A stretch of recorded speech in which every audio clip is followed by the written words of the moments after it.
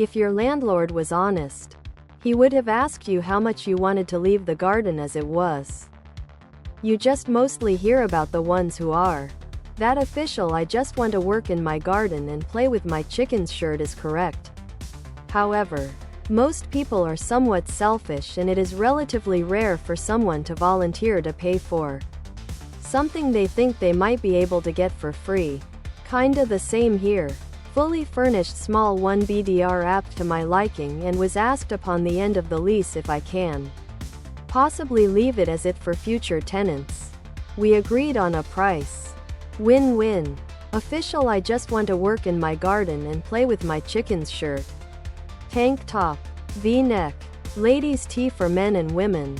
Tank top, V-neck.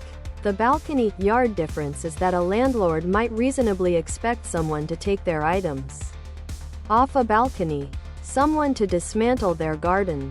So I think a higher number of official "I just want to work in my garden and play with my chickens" shirt would not even think of paying someone for the work put into a backyard, because they would just function on the assumption that all that work would remain in place when a tenant moved out. Similar to my current place.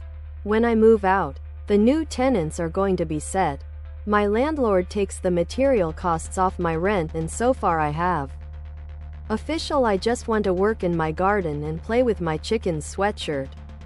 Hoodie, sweatshirt, hoodie. You owe him nothing.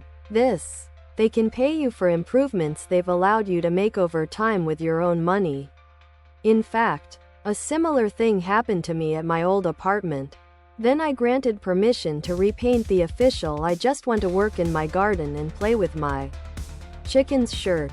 I put down some lush fake lawn, some timber decking, hanging plants, and fairy lights. When the owner's selling, they ask me how much to leave it as is.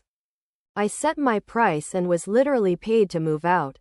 Win-win all round. The fact that they didn't take this route does not make you taw. Other products.